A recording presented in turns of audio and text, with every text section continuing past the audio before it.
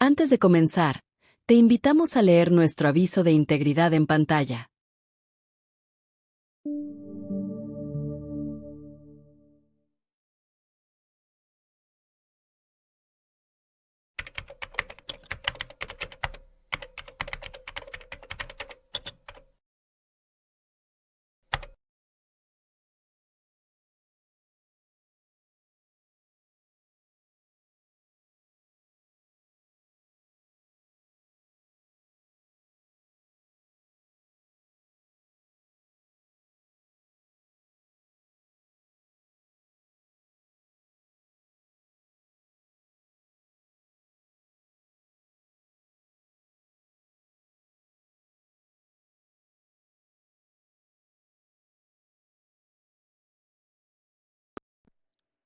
Hola, te doy la bienvenida de nuevo a mi canal Protocolo 7.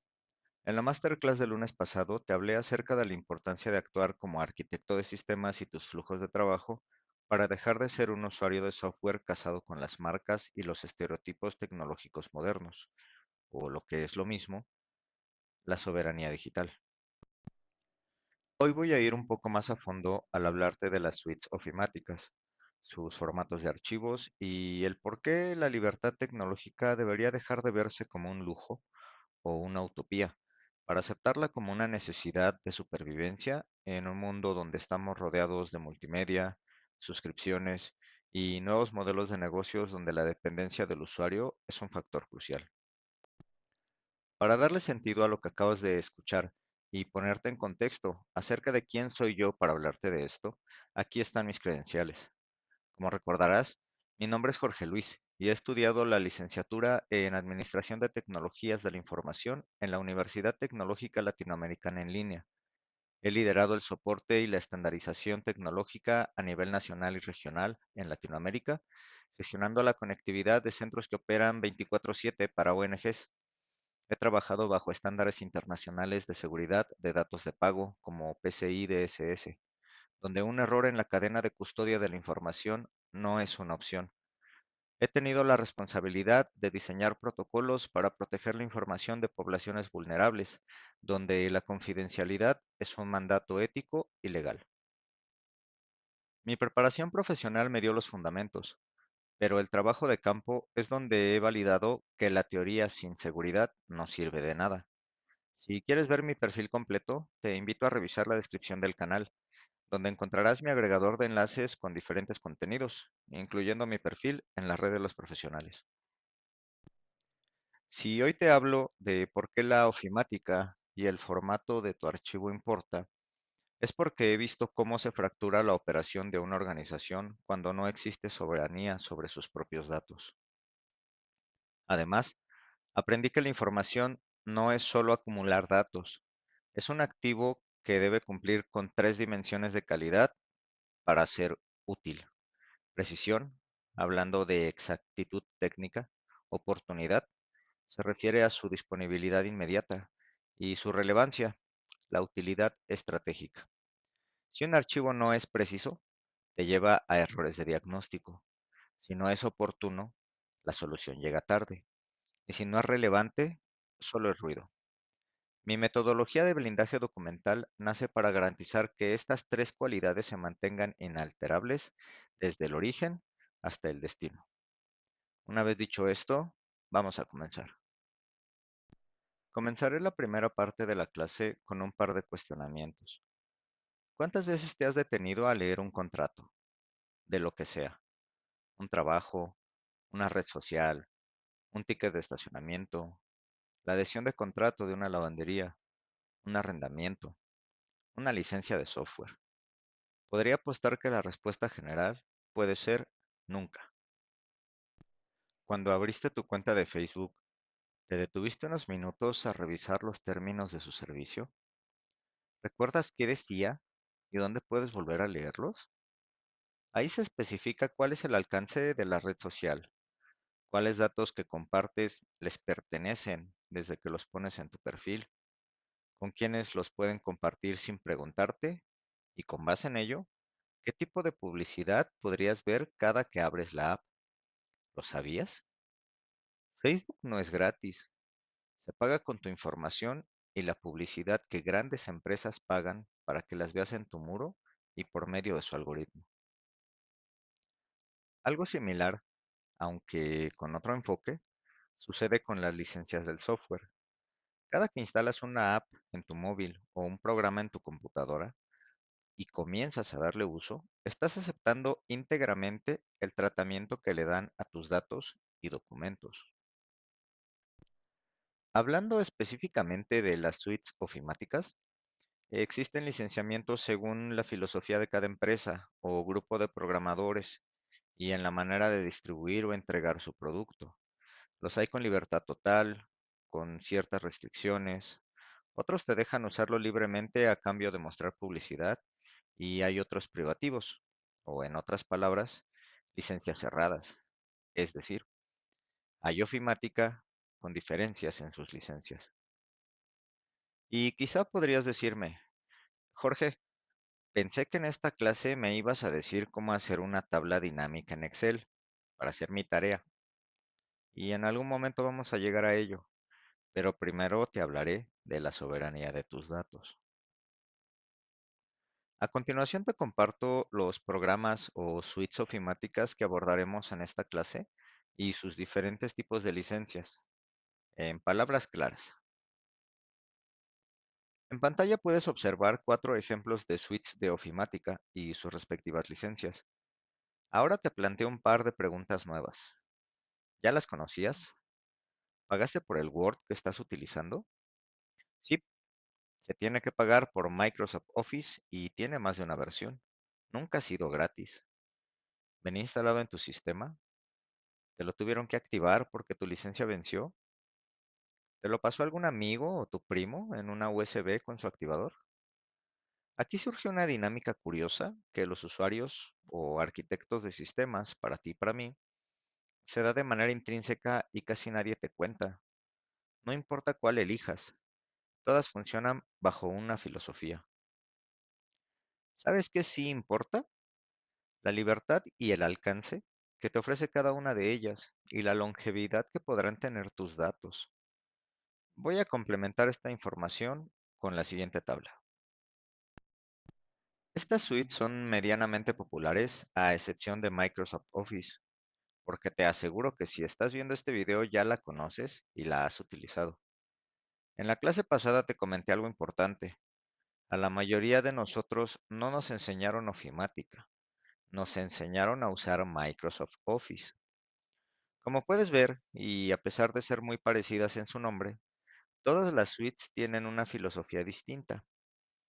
Ahora dime, ¿de quién es el programa con que haces tus documentos? ¿Qué pasa si no lo pagas? ¿Y tu privacidad?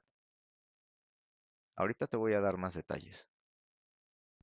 Bien, vamos a revisar cada una de estas suites y a romper un par de burbujas, aunque sin detenerme mucho en la historia de cada una. LibreOffice tiene la interfaz más sobria de todas, basada en menús como lo hacía Microsoft Office 2003, con botones que hacen referencia a la acción que tienen asignada. Sacrifica la estética por la funcionalidad, aunque en sus últimas versiones te ofrece la posibilidad de elegir la presentación de tu suite, en pestañas, barra única, compacta. Incluye procesador de textos, presentaciones electrónicas, hojas de cálculo, software para crear gráficos, fórmulas matemáticas y bases de datos. Utiliza su propio estándar de archivos llamada Open Document Format o formato de documento abierto en español, aunque puede abrir otros formatos de archivo como los de Microsoft Office o incluso de Apple, aunque con ciertas distinciones. No siempre mantiene el mismo formato que el archivo original de Office, y en un momento entenderás por qué sucede esto. Está disponible en la mayoría de sistemas operativos y tiendas de software. OnlyOffice cuenta con una interfaz moderna, basada en pestañas y casi idéntica a las últimas versiones de Microsoft Office. Esto sucede para que la adaptación del usuario y la curva de aprendizaje sea menor, lo que se traduce en que podrás dominar la suite con relativa facilidad si ya has tenido clases previas de Microsoft Office. A diferencia de LibreOffice, no maneja su propio formato de archivos. Sin embargo, cuenta con una mejor compatibilidad y fidelidad para mostrar los archivos en pantalla si se compara con LibreOffice y con la suite de Microsoft. WPS es lo más cercano a Microsoft Office, con una interfaz casi idéntica, aunque es mucho más inestable que las anteriores si se trata de archivos con un gran volumen de datos. Y finalmente, Microsoft Office, estandarizada en colegios, oficinas, pequeños comercios, grandes empresas y el favorito de la mayoría de los usuarios de PC. Abre los formatos de LibreOffice sin problemas aparentes y es el referente cuando se habla de un procesador de textos, hojas de cálculo o presentaciones electrónicas. Dependiendo la versión, pueden incluir software para diagramar o para gestionar proyectos de forma profesional. Casi todo el mundo ha guardado sus reportes en Word y casi todo el mundo se ha encontrado con que después de guardar su archivo o pasarlo de la PC a una USB, el archivo ya se dañó. ¿Te ha pasado? Podría apostar que sí. La verdadera diferencia entre ellos, como pudiste observar, está en los tipos de archivo que maneja y, para darle otro matiz al discurso, en qué tan comprometido se ve el rendimiento de tu sistema al utilizarlos. La siguiente tabla comparativa es igual de importante y aún más crítica. ¿Por qué Microsoft Office pide más recursos de mi PC? No es porque sea mejor, es porque tiene que gestionar la complejidad del contenedor zip, las librerías XML, la telemetría constante que vigila tu licencia y los procesos de fondo que aseguran que no estés usando un activador. Estás pagando con tu hardware el precio de su vigilancia. Espera, ¿contenedor zip? Si lo que guardé es mi tarea de Excel, ¿cuál zip? ¿XML? ¿Telemetría? ¿Qué es eso? Los archivos generados con la suite de Microsoft son contenedores zip, pequeños almacenes de múltiples archivos. No importa si se trata de un archivo de Word o de Excel, los formatos en que se guardan son estructuras complejas que pueden corromperse fácilmente o volverse incompatibles si los generas en una versión de Microsoft Office y la abres en otra. Para ayudarte a que este concepto sea más fácil de entender, usaré una analogía simple, una caja contra una hoja de papel. Imagina que un archivo de Microsoft Office es una caja que dentro contiene manuales, fotos y reglas de formateo. Si la caja se golpea, se maltrata, se corrompe y con ella el contenido que está dentro. Muchas veces ese contenido se maltrata de la misma manera que la caja y ya no se puede sacar lo que hay dentro. Un archivo en otro formato, por ejemplo un formato binario, un Markdown, del que te daré más información en un momento, es una hoja de papel. Lo que ves es lo que hay. Si se rompe un pedazo, el resto sigue siendo legible. Es indestructible en términos de estructura. Quizás aún seas muy joven para saber esto, o quizás seas un veterano de las PCs. Sea cual sea tu camino en esto de las tecnologías, te voy a contar que hace muchos años Microsoft creó un punto de inflexión en la historia, la migración de Microsoft Office de archivos binarios o lo que era un punto doc a los contenedores XML o los .docx. Muchos pensaron que era un avance, pero fue el inicio de la era de los archivos corruptos y la incompatibilidad forzada. Lo que ves en pantalla es la anatomía de un archivo de Microsoft Office. No importa si fue creado en Word o PowerPoint. Aquí puedes observar. En el punto número 1 tenemos el mapa del archivo. Si esto se corrompe, el software ya no sabe qué es una imagen y qué es un texto. En el punto número 2 tenemos la carpeta de relaciones. Aquí se guarda la ruta de los hipervínculos o enlaces y archivos externos. Un punto crítico de fractura. El punto número 3 es el corazón del documento. El apartado document.xml, tu texto, pero enterrado bajo miles de etiquetas de código XML, similares a los que acompañan tus facturas electrónicas. Styles.xml, donde se pelea el formato. El siguiente apartado son los temas o el diseño visual. En el caso de PowerPoint, por ejemplo, es aquí donde se guarda el tema de colores que elegiste. Y finalmente la carpeta llamada Media o Media. Aquí es donde viven las imágenes y lo que hace que el archivo pese muchos megabytes. Mientras Office carga todo este ecosistema, otros tipos de archivos solo cargan el contenido en estado puro. Por este motivo es que Microsoft Office recomienda una mayor cantidad de memoria RAM y capacidad de procesamiento en tu PC. Ya va tomando forma esto, ¿verdad? Vamos a continuar. En este punto me voy a poner un poco más técnico. ¿Sabes lo que es la cadena de custodia de tu información? La cadena de custodia es el hilo invisible que asegura que tu documento no ha sido alterado, espiado o corrompido desde que lo creaste hasta que lo entregaste.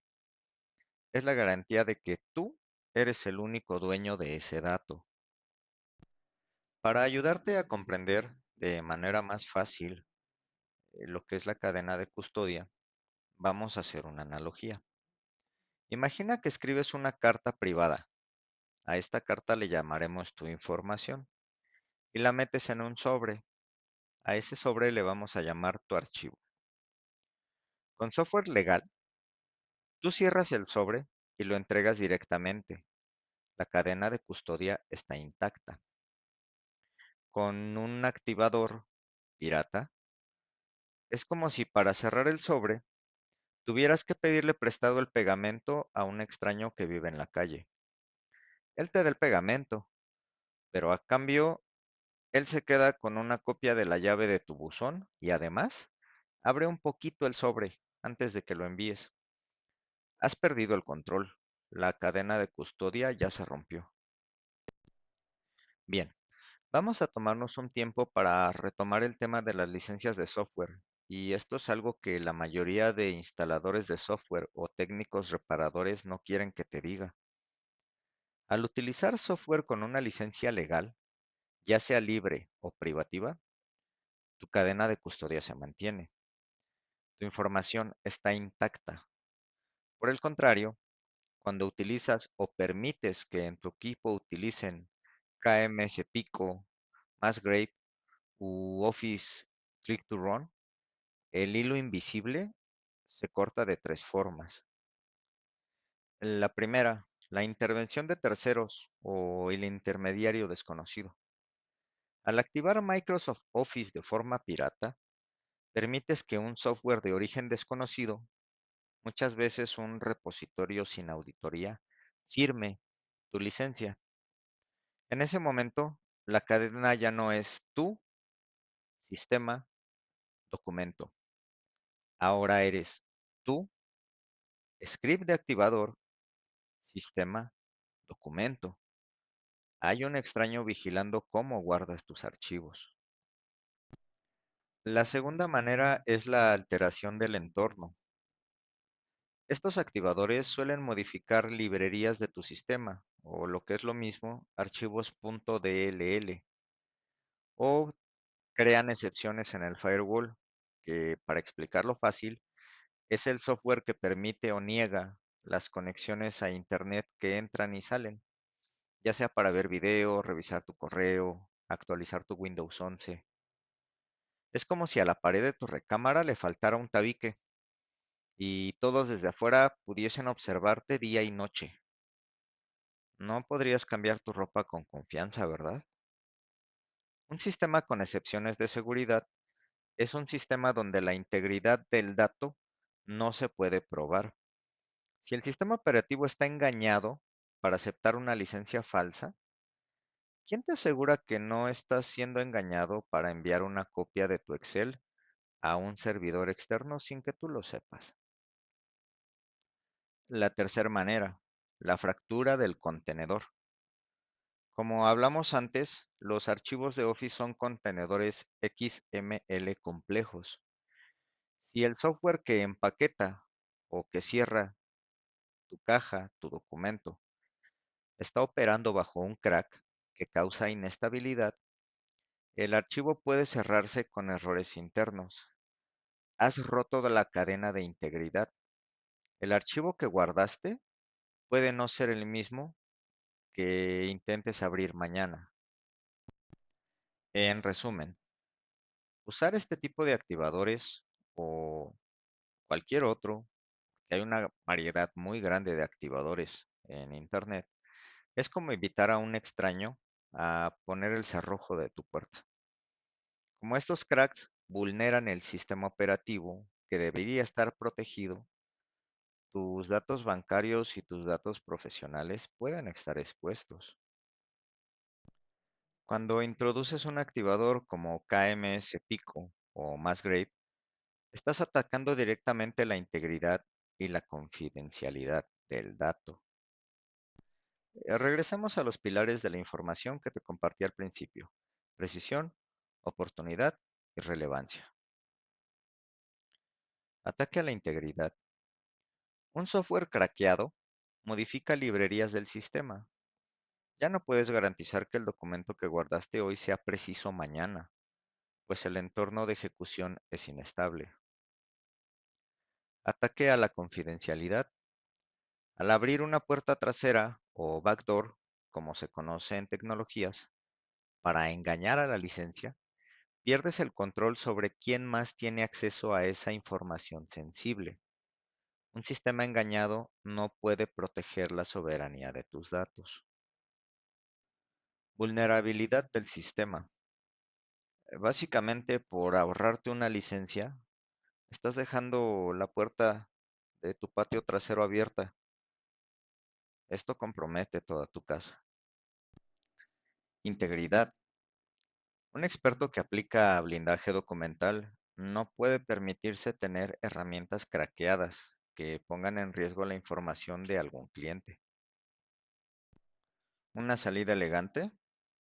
Pues sí, aquí es donde Markdown y las suites de código abierto como LibreOffice u OnlyOffice brillan.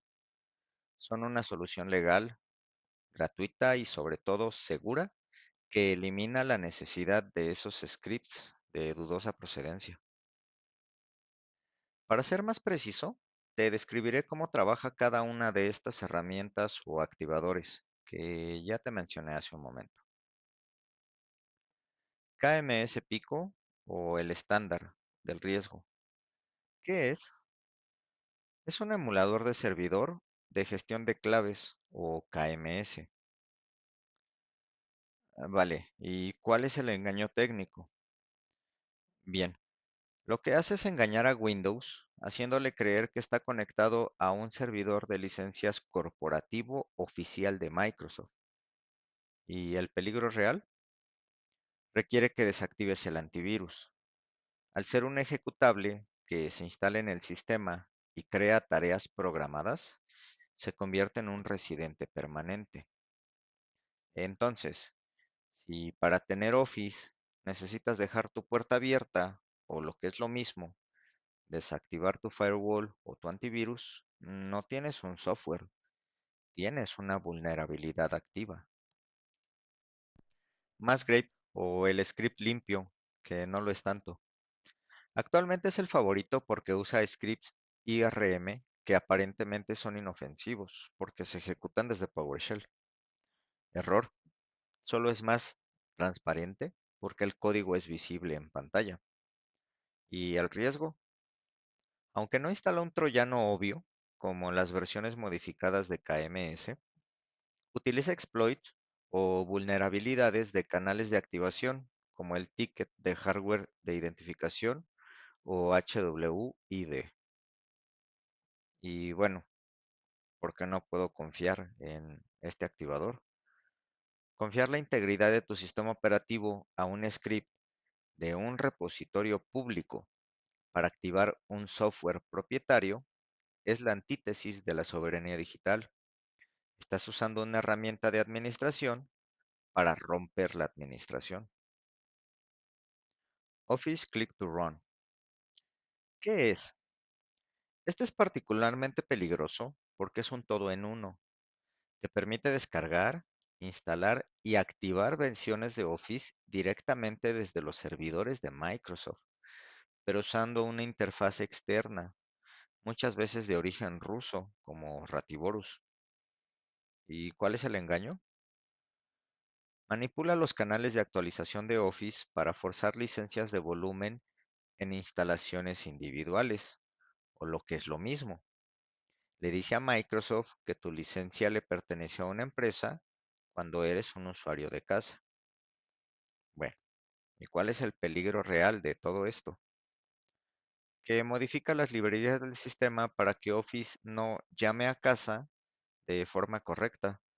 Esto suele romper la estabilidad de la suite ofimática, causando cierres inesperados, como antes lo mencionamos.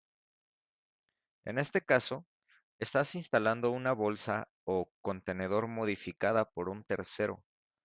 No sabes qué más metieron en esa bolsa junto con el Word y el Excel que tienes en pantalla. Como alguien que ha gestionado seguridad a nivel nacional, te puedo decir algo convencido. Un activador no es un ahorro, es una vulnerabilidad que tú mismo aceptaste y pediste que te instalaran. El problema no es solo que sea ilegal, el problema es que estos tres métodos tienen algo en común: rompen la cadena de custodia de tu información. Para que funcionen, tienen que modificar registros, crear excepciones y engañar al sistema operativo Windows. Un sistema engañado es un sistema que no puede garantizar el blindaje de tu documentación. Y aquí seré sincero en varios puntos. Primero, cualquier colega informático que haga servicio a tu PC y no te diga esto está buscando dinero fácil. Yo mismo usaba mi sistema Windows 11 con activador para Office y en algún punto de mi carrera profesional y laboral me encontré en esta encrucijada. Podía usar estos activadores y vivir con la incertidumbre de un sistema parchado o podía tomar el control. Decidí tomar el control. Elegí Linux, elegí Markdown y elegí la legalidad técnica. Y no por moralismo, sino por rigor profesional. Oye, Jorge, ya activa mi Office, que tengo tarea en Excel. Espérate, aún hay más. Ya dije que aprenderías de ofimática y no de Office. Para aprender Excel hay muchos canales con tutoriales y muy buenos, por cierto. Muchas personas y en muchos escenarios utilizan Excel para crear tablas que no suman, no restan, no tienen fórmulas. Solo son listas de datos, nombres, fechas, estatus técnico. ¿Y el problema con esto, Jorge? Bueno, un archivo XLSX es un binario pesado. Está propenso a corromperse en cualquier momento y es difícil de leer sin el software específico. Y sobre todo si incluye macros. Si solo estás listando activos o bitácoras, Excel es una sobreingeniería necesaria. Un archivo binario y bajo un estándar de código abierto es casi siempre el ideal para la mayoría de los trabajos de un colegio o una oficina. A partir de aquí es donde introduciremos formalmente a Markdown. Markdown es un lenguaje de marcado ligero que utiliza caracteres de texto plano para dar formato. ¿Qué? Que maquetar documentos o tablas con Markdown es muy sencillo. Primero que nada, utiliza una sintaxis sencilla, basada en caracteres ASCII simples, para dar formato al texto, lo que permite escribir rápido sin quitar las manos del teclado. Legibilidad. El texto con formato Markdown es perfectamente legible incluso sin ser renderizado. Es decir, puedes leerlo de manera correcta antes incluso de exportarlo a PDF. Con respecto al formato del texto, soporta negritas, cursivas y tachado. Permite hasta 6 niveles diferentes de títulos usando el símbolo de gato o almohadilla. Crea listas ordenadas, es decir, las que van de uno, 2, 3, y listas desordenadas de manera muy sencilla. Los enlaces y las imágenes se insertan mediante una sintaxis clara, texto y URL para enlaces y al texto y el enlace a la imagen para imágenes. Este lenguaje de marcado es ideal para programadores, soporta bloques de código con 3 comillas invertidas y resaltado de sintaxis. Al ser texto plano, los archivos .md o Markdown se pueden abrir en cualquier editor de texto, Notepad, Vim, VS Code, Obsidian. Este formato de archivo está diseñado para transformarse automáticamente a HTML, facilitando su publicación en la web. También permite crear bloques de citas y líneas divisorias. Y con respecto a su uso en inteligencia artificial, es el formato estándar para interactuar con modelos de lenguaje de última generación, como Gemini de Google, debido a su estructura clara. Esto quiere decir que toda la interacción que recibes de parte de Gemini, Copilot, ChatGPT y Cloud, entre otras, es puro código Markdown que ya tiene formato y es legible en la pantalla de tu móvil sin ningún software extra. Genial, ¿verdad? Aquí quiero hacer una aclaración. Nadie me paga para hablarte de Markdown, ni quiero que demandes a tu técnico reparador por piratear Office. Cada uno decide qué tanto quiere exponer su documentación o comprometer su privacidad. Lo que me gustaría lograr es que seas consciente de qué tanta es tu necesidad o urgencia, o contar con la última versión del software de Microsoft o de cualquier otra compañía o comunidad. Y dicho sea de paso, si ya estás aprendiendo cómo poner encabezados en Word o tienes una lista de direcciones IP en Excel, te preguntes y evalúes si realmente estás haciendo uso correcto del software y le des una oportunidad a un nuevo paradigma y a nuevos conocimientos que, por lo que puedes apreciar, no son tan complicados. Dicho de otra forma, ¿realmente quieres tu Office pirateado con cracks que mandan tu información a servidores desconocidos? Si requieres maquetado simple pero bien estructurado, hace años que existe Markdown y es muy fácil de aprender. Si requieres fórmulas en tus tablas o crear diapositivas, hay más caminos y son más seguros que el que la mayoría de los técnicos reparadores en México y Latinoamérica implementan, porque al final, y para su fortuna, no es su sistema o documentos los que están comprometiendo, son los tuyos. Bueno, ¿y entonces? ¿Desinstalo mi Office y quemo mi PC? No. Valora tu escenario real de trabajo y decide. ¿Cuándo debería usar Excel o alguna suite ofimática? Para finanzas corporativas, para macros de automatización compleja, para tablas dinámicas masivas. En esos escenarios debes usar una suite ofimática. ¿Y cuándo debería usar Markdown? Para realizar o maquetar, mejor dicho, bitácoras técnicas, inventarios de hardware, reportes de resultados, listas de cotejo, de seguridad. Desde mi experiencia personal y con respecto al trabajo que realizo como administrador de TI, te puedo decir lo siguiente. En mi flujo de trabajo en Fedora, No abro un programa pesado para anotar un número de serie o una IP o crear nomenclaturas nuevas en una tabla. Después de contarte la decisión de Microsoft, inapelable por cierto, de cambiar de binarios .doc a contenedores .docx, te pregunto lo siguiente. ¿Qué pasa si en 15 años Microsoft cambia el formato o ya no puedes pagar la licencia? En Markdown y en otros lenguajes de marcado ligero y de maquetado, son texto puro, interpretado. Se lee hoy y se leerá en el 2050. Eso es blindaje documental definitivo para la historia de tus clientes. Ahora bien, si comparto un Excel, el otro necesita Excel o una suite compatible que no le rompa el formato. Y como ya vimos en pasos anteriores, existen alternativas y cada una tiene una filosofía. Elige la adecuada.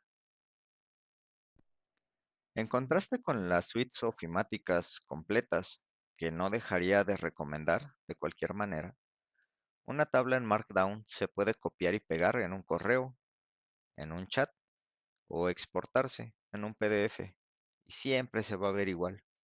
Eso es interoperabilidad real. Y vale, que no es que tu archivo de Word sea malo, es que como te dije antes, es una estructura frágil. Si un solo archivo XML dentro de esa caja que ya revisamos se corrompe por un mal guardado o un sector dañado, pierdes todo el documento. En contraste, el Markdown es una sola línea del tiempo en texto plano. No hay nada que descomprimir, por lo tanto, no hay nada que se pueda fracturar de manera interna. Como te comenté antes, Microsoft obligó a todo el mundo a cambiar de formato. En 15 años podrían inventar el .docz y dejar el .docx en modo de solo lectura o inaccesible si no pagas la suscripción o no tienes tu Office pirata. Con Markdown y otros estándares de maquetado de documentos, tú eres el dueño de la llave y del candado. El estándar es el lenguaje humano, no una estructura propietaria de una empresa de Redmond. Recapitulando un poco, cuando usas un Office pirata, activado con scripts de dudosa procedencia, estás confiando la integridad de esos contenedores complejos a un software que ya de entrada está alterando el comportamiento de tu sistema operativo. Si el activador genera inestabilidad, la probabilidad de que tu caja de archivos XML se cierre mal y se pierda la información es mucho más alta. Y más importante aún, cuando usas software para activar Windows y Office, es justo donde se pierde el tiempo y los recursos. Tu procesador no está leyendo un texto, está descomprimiendo un ecosistema de archivos XML, mientras el activador, KMS o Masgrave vigila que no pierdas la licencia. Ahora queda más claro por qué un simple archivo de Word a veces tarda tanto en abrir, ¿cierto? Continuamos este análisis con lo que llamo niveles de eficiencia, con respecto a la complejidad de carga y apertura de archivos. En pantalla te presento una tabla donde puedes observar algunas características que en general tienen la mayoría de los archivos, así como las diferentes eficiencias de sus formatos. Un programador usa Markdown por eficiencia. Un consultor de protocolo 7 lo usa por soberanía de datos e interoperabilidad eterna. Entonces, ¿cómo debería almacenar mi información? Dependerá de tu filosofía de trabajo, la trazabilidad que requieras para tus proyectos futuros, tu capacidad para aprender tecnologías nuevas y, muy importante, a quién quieres que pertenezcan todos tus datos. La siguiente tabla te puede ayudar a definir qué tipo de formato deberías usar y en qué suite lo puedes manejar de una forma efectiva y eficiente. Con esa tabla podemos dar por terminada esta sesión. Hagamos un resumen de las fases de esta clase. En la primera parte te compartí un poco acerca de mi perfil y carrera profesional. También te hablé acerca de la tríada de la información, precisión, disponibilidad y relevancia. ¿Por qué es importante conocerla y respetarla? En la segunda parte te hablé acerca de diversas opciones de suites ofimáticas, tipos de licenciamiento y compatibilidad de archivos. La tercera parte de esta clase se trató acerca de la interfaz de usuario de las suites ofimáticas más populares y los requisitos de hardware recomendados por las desarrolladoras para la ejecución de dichas suites. La cuarta parte fue acerca de la anatomía de los archivos que usualmente generamos en nuestras actividades cotidianas, casi siempre en la PC. Te compartí la analogía de la caja y la hoja de papel. Vimos las entrañas de un archivo o contenedor del formato privativo de Microsoft y los riesgos que podría representar dejar toda la infraestructura de tu empresa o negocio en manos de una sola compañía o un estándar que no puede asegurar su longevidad. La quinta etapa de esta clase es crítica, pues te hablé de los riesgos de utilizar activadores para hacer pasar por original la suite de Microsoft. ¿Qué es y por qué importa la cadena de custodia de tus archivos y su integridad? ¿Cómo funcionan los activadores más populares del mercado de tecnologías? ¿Y qué tanto puede verse comprometida tu infraestructura y el rendimiento de tu equipo, sobre todo en entornos donde cada dato es crítico? Y para finalizar, te presenté un análisis de un lenguaje de marcado ligero llamado Markdown, porque es un estándar para muchos sectores de TI, su baja o nula curva de aprendizaje y el motivo por el que es una opción viable para muchos profesionales y entusiastas si no se te obliga a estandarizar tu documentación por fanatismo, dogma, o si no requieres desarrollar tus proyectos directamente con programas complejos, macros, fórmulas, o si simplemente quieres aprender algo nuevo y bajo un estándar global, creado, aceptado e impulsado por una gran parte de la industria de tecnologías alrededor del mundo. Para mí es un honor que te hayas quedado hasta el final de esta clase y sinceramente deseo que toda la información contenida en este video pueda ayudarte a estructurar un nuevo enfoque de trabajo, a cambiar la metodología que utilizas en tu colegio u oficina, a mantener la legalidad de tu software no solo por compromiso, sino por la integridad y el valor que tiene tu información y tus datos. Finalizo compartiendo contigo algunas referencias por si requieres ampliar estos temas y reiterando mi compromiso de que esta transferencia de conocimientos se realice de manera clara, transparente e inalterable.